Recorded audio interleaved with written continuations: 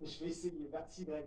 Dans les cages, Lucas Chevalier, à droite de la défense, Warren, Zaire Emery, à gauche, Tino Mendes, à la centrale traditionnelle, avec Pacho Marquinhos, le capitaine qui fête sa 500e ce soir au Parc des Princes sous les couleurs parisiennes, milieu de terrain, champion d'Europe, Vitinha, Fabien Ruiz, Neves, et puis devant, la surprise, c'est N'Jantou en position de numéro 9, à droite, Barcola, à gauche, Kvaratskhelia. Côté Tottenham, défense à 5, deux attaquants dont Randal Colomwani, l'attaquant français, prêté par le PSG chez les Spurs.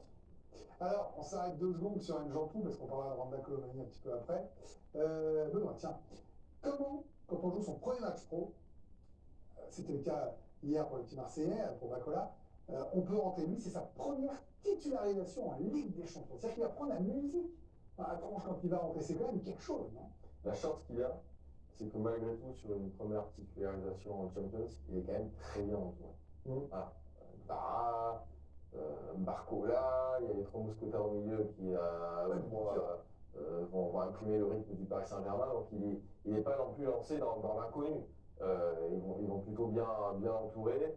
C'est quand même N'Jantou un joueur qui est quand même bon techniquement. Vous avez aimé ce que vous avez vu de lui sur ce match? On sent qu'il y a quelque chose, on sent que techniquement il est fort, on sent que ça peut être aussi un buteur. Donc, formé au poste de numéro 9. Moi je pense que déjà dans un premier temps, lorsque vous rentrez comme ça dans une équipe et si c'est votre premier match en Champions League, il faut surtout se dépouiller. Déjà physiquement, il faut tout envoyer, c'est-à-dire qu'il faut faire les efforts. On peut rater les choses. Bacola hier l'a fait. Par moments, il a raté quelques passes, mais il a continué, il n'a pas lâché, il a continué à proposer.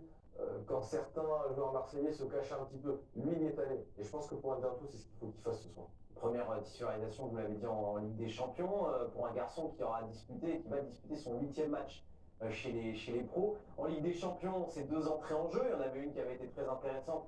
Vous vous en souvenez, face au Barça, il était également rentré 14 minutes contre les Leverkusen. Et donc, 3e titularisation dans l'ensemble de sa carrière avec le Paris Saint-Germain. Il y en avait eu 2, face à Lorient et à Lille. Faut-il le souligner, les 2 fois où il a été titulaire, le PSG a fait match nul un peu partout. Vous l'aimez bien, Raymond? Vous l'avez parlé de surprise dans la composition de l'équipe. La vraie surprise aurait été que Ramos joue. Oui, on en est là, vous avez raison. Vous l'avez dit de en ligne, mais vous avez raison. Et des jeunes, Lucien Riquet, on l'a fait jouer, il les fait rentrer, il a pas peur. Oui, mais il a toujours mis Manu, là on a un peu surpris que ce soit pas Manu, par exemple. On a mis merveilleux remplaçant de Dembélé. Oui, mais il fait tourner, il en amène quelques-uns. Je veux dire, c'est la tradition, c'est ce qu'il y avait au Barça. Les jeunes jouent, ils les font rentrer, et puis testent, et puis... Vous n'êtes pas vraiment surpris? Un peu, non, parce que je suis d'accord... il a des qualités de vitesse, de buteur, il prend des risques, il vient dribbler, il essaye des frappes, même des fois on dit calme-toi petit, et il tente des trucs, donc il peut être intéressant. Je suis impatient de le voir. Alors vous qui suivez évidemment tout ça de très près, Émilie, vous avez confiance en lui?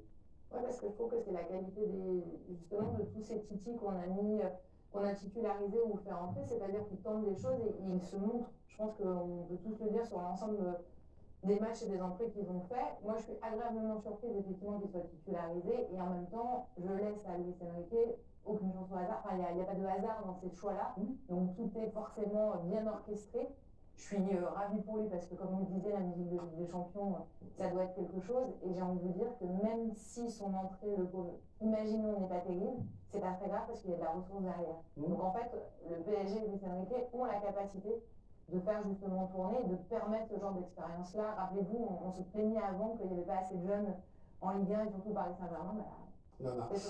Anthony, il n'est pas très vieux, hein, c'est Barcola qui sera à côté, il a été buteur, il a souvent eu des cycles. Là, est-ce qu'on peut imaginer qu'il repart sur un cycle haut, entouré notamment de N'Jantou devant? Est-ce que vous avez